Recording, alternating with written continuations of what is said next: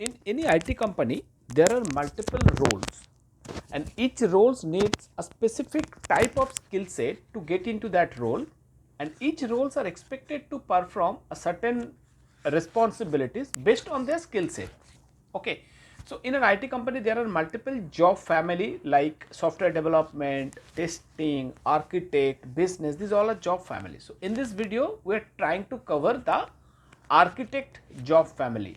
In an IT organization, there are three kinds of architect role: technical architect, solution architect, and enterprise architect. So, in this video, we will cover this architect job family, like what are the skill set needed, what are the responsibilities each role needs to fulfill, and how one can move from one architect role to other architect role. Hi, this is Sovan. I welcome you all to my channel P2P Learning. So let's get started.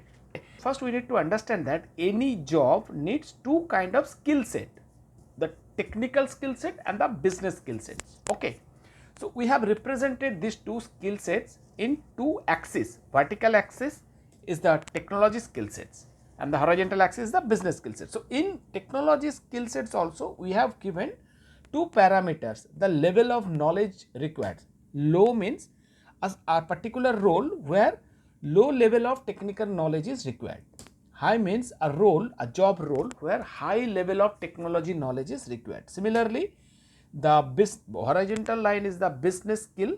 So low means a job role where low level of business knowledge is or process related knowledge is required, and high means where very high level of business or process related knowledge are required. So now let us position these different architects in one of this quadrant. So the first one is technical architect. So technical architect is a role which requires very high level of technical knowledge or technical acumen. So it could be in one technology or it could be in multiple technology, let's say SAP, Oracle, Salesforce, etc. So that means that technical architect person should have hands-on experience on all these technologies. Okay, and he has a very good previous experience on these technologies. Okay, he or she should be able to solve the real problem. So that is their skill set, the technical hands-on experience. So that means what would be the responsibility? Responsibility is like to solve the technical problems. So let's say if in a team a senior or junior developer, if they are not able to solve a technical problem, they face some challenges, then they can approach to the technical architect, and technical architect should be able to guide or help them to solve those problems. Okay, so they are the guy who solve or implement the coding, the program, they have developed the program or code real on the field. Okay, so that means they are the guy who works on a project, real implementation. Okay, so also one of the responsibilities to creating the technical architecture. So means a software will work like how, what should be the different integration points. So all this architecture, software or product architecture for during the implementation phase, project implementation phase, is defined by these technical architects. Okay, so now the next, so the technical architect's role requires very high technical acumen, but they do not need very high business knowledge. So if we see the technical architect, we have positioned in a quadrant in the high technology and low business process. So low business knowledge and high technology knowledge is needed by a technical architect. So if you want to get into a technical architect role, you have to be very good in technology. Even if you do not have business knowledge, it is fine, but you have to have a very good technical knowledge for a particular technology.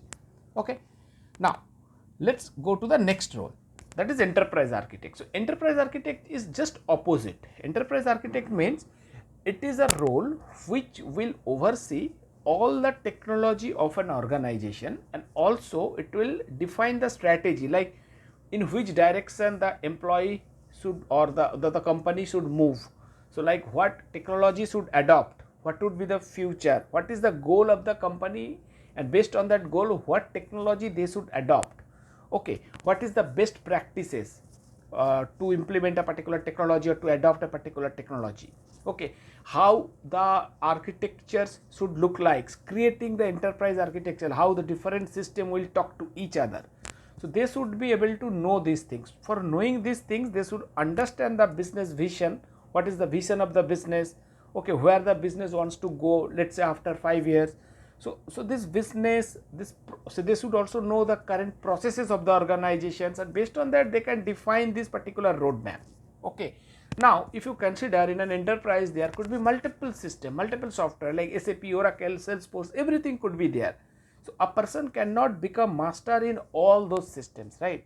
So a very high technology skill set is not required in enterprise architect role, but they should be able to understand how these different systems are interacting with each other, what particular problem is solving by a particular software or by a particular systems, and how those are interconnected, and how we can transform this system, how we can take the current system to the future state.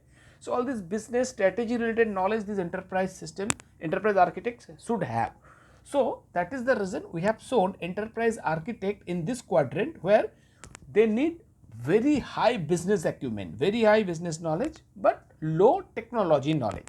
Okay. So this is so if you want to go into an enterprise architect role, then you have to have very good knowledge about the business processes. You need to understand customers, future vision. You need to able to create a roadmap, etc. Okay.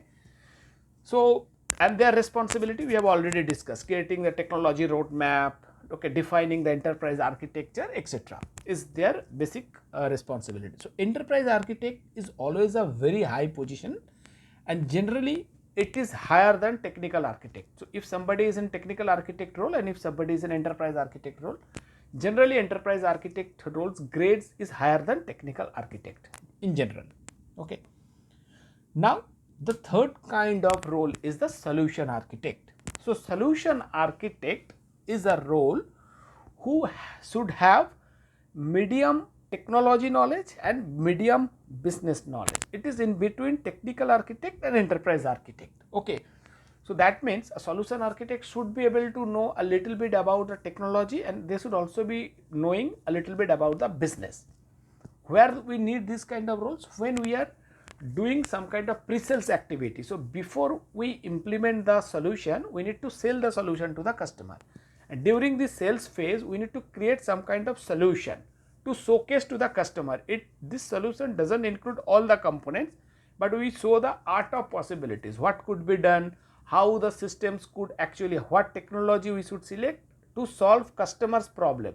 Whenever there is an RFP or ask from a customer, based on that ask, this solution architects need to create a solution diagram or a solution which actually solves customer problem. Okay, they need to explain how it will solve the customer problem. So generally they do not need very high technical knowledge, because they need not to implement on their own this particular solution, they just need to show it to the customer or explain it to the customer how it is going to solve it.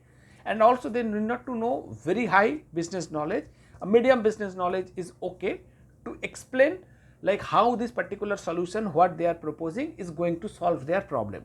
So now once they propose this thing and when it is accepted by the customer, then technical architect actually implement this solution. Okay, if solution architects create a solution diagram consisting of 2 or 3 different technologies, then during implementation phase we need to bring multiple technical architect, one for each of this technology. Okay, but enterprise architects actually talks to the customer directly. Solution architects comes before implementation, generally during pre-sales phase, and technical architect is actually needed during implementation, and one technical architect is needed for one particular technology. Okay, so this is the different definition and responsibilities of different architects. So now let us discuss about how we can move from one architect role to a different architect role. So for explaining this, if you can just look into that picture, so you will understand how you would be able to move from one architect role to the other architect role. So for example, in technical architect role, someone needs very high technical acumen. Okay, so now from there, if they wanted to move to the solution architect role, then he or she needs to get a little more business acumen, business knowledge, because technical acumen that guy is already having, so they need to also understand the business a little more.